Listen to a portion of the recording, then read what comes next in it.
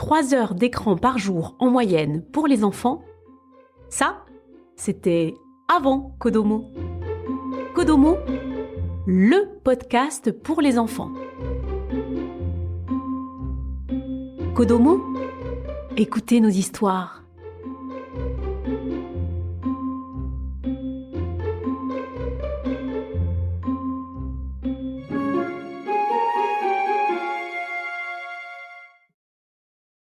Pierre Lapin de Béatrix Potter.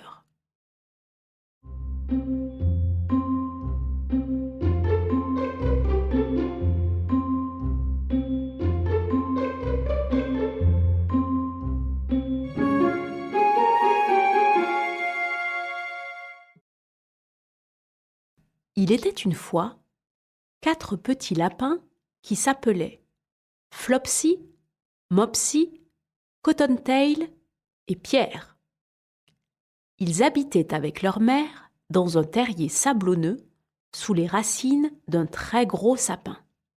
« Mes chéris, dit maman lapin un beau matin, vous pouvez aller dans les champs ou descendre le sentier, mais n'allez pas dans le jardin de monsieur McGregor.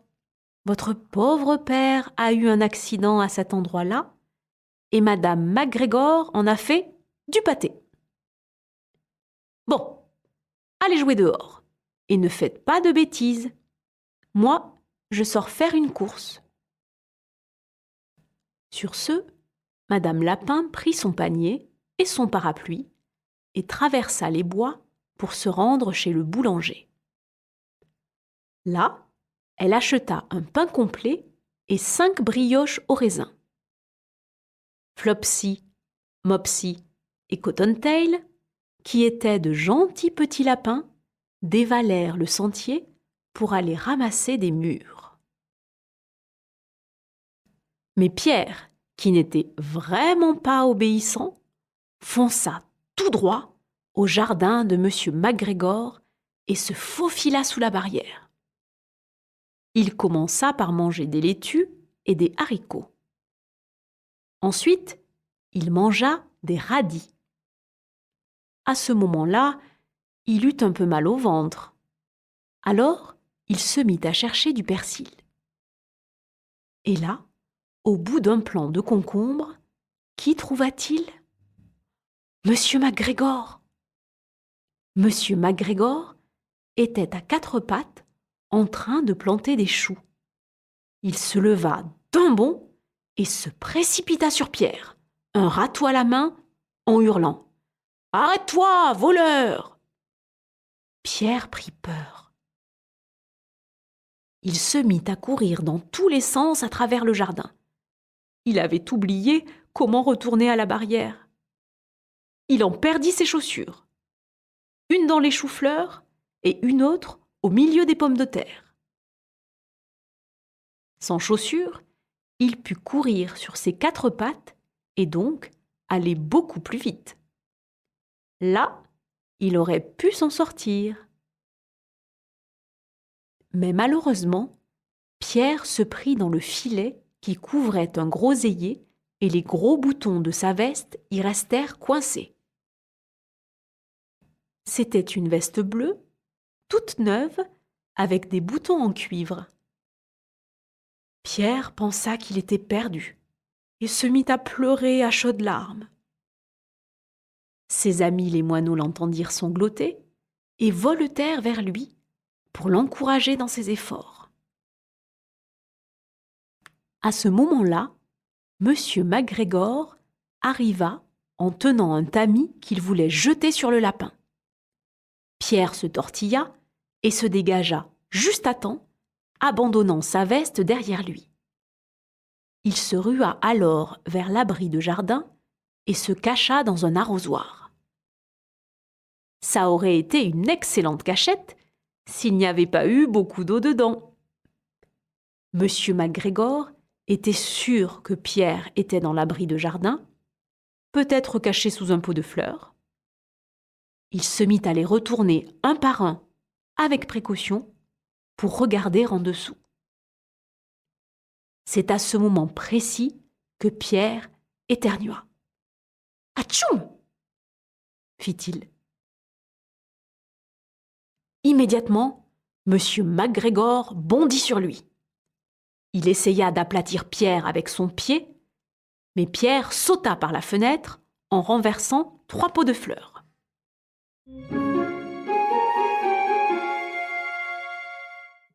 Comme la fenêtre était trop petite pour lui et qu'il en avait assez de courir après Pierre, Monsieur McGregor retourna à ses plantations. Pierre s'assit pour se reposer. Il était tout essoufflé et il tremblait de peur. Et il n'avait pas la moindre idée du chemin à prendre. En plus, comme il s'était réfugié dans l'arrosoir plein d'eau, maintenant il était tout mouillé. Au bout de quelques instants, il se mit en route, sautillant de ci, de là, pas trop vite, regardant autour de lui pour essayer de se repérer. Il trouva une porte dans un mur, mais elle était fermée à clé et pas moyen, pour un petit lapin tout rond, de se glisser dessous. Une vieille souris, par contre, faisait des allers-retours sous la porte pour apporter des petits pois et des haricots à sa famille dans les bois. Pierre lui demanda son chemin pour aller jusqu'à la barrière, mais la souris ne réussit pas à lui répondre à cause du gros pois qu'elle tenait entre les dents. Elle ne put que hocher la tête. Pierre se mit à pleurer. Il décida alors de foncer tout droit à travers le jardin, mais il se perdit à nouveau. Il se retrouva devant le bassin où Monsieur McGregor remplissait ses arrosoirs. Là, un chat blanc regardait fixement les poissons rouges, parfaitement immobile. Seul le bout de sa queue s'agitait par moments, comme s'il était vivant. Pierre pensa qu'il valait mieux s'éloigner sans rien dire. Il avait entendu parler des chats par son cousin Jeannot Lapin. Il retourna vers l'abri de jardin, mais soudain, tout près, un bruit de binette. Scratch, scratch, scritch. Pierre se précipita à couvert sous un buisson. Mais comme rien ne se passait, il ressortit et grimpa sur une brouette pour surveiller les alentours. La première chose qu'il vit, c'était Monsieur McGregor en train de biner ses oignons. Il tournait le dos à Pierre et derrière lui se trouvait la barrière. Pierre descendit tout doucement de la brouette, puis il se mit à courir le plus vite qu'il pouvait en passant derrière une rangée de cassis. Monsieur McGregor l'aperçut quand il atteignit le coin de la rangée, mais tant pis. Pierre passa sous la barrière et se retrouva enfin en sûreté dans le bois au-delà du jardin. Monsieur McGregor fit un épouvantail avec la petite veste et les chaussures pour effrayer les merles. Pierre courut sans s'arrêter ni regarder derrière lui jusqu'à ce qu'il arrive chez lui sous le gros sapin. Il était si fatigué qu'il se laissa tomber sur le sol du terrier qui était recouvert de sable tout doux. Là, il ferma les yeux. Sa mère faisait la cuisine. Elle se demanda ce que Pierre avait encore fait de ses vêtements. C'était la 2e veste et la 2e paire de chaussures qu'il perdait en 15 jours. Il faut dire que Pierre ne se sentit pas très bien ce soir-là.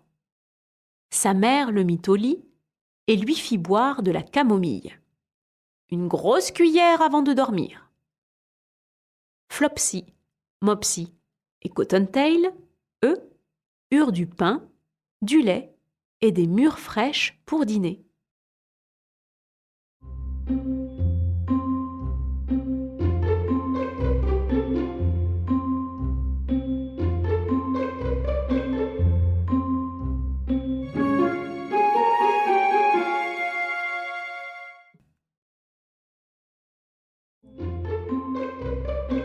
Kodomo, le plaisir d'écouter.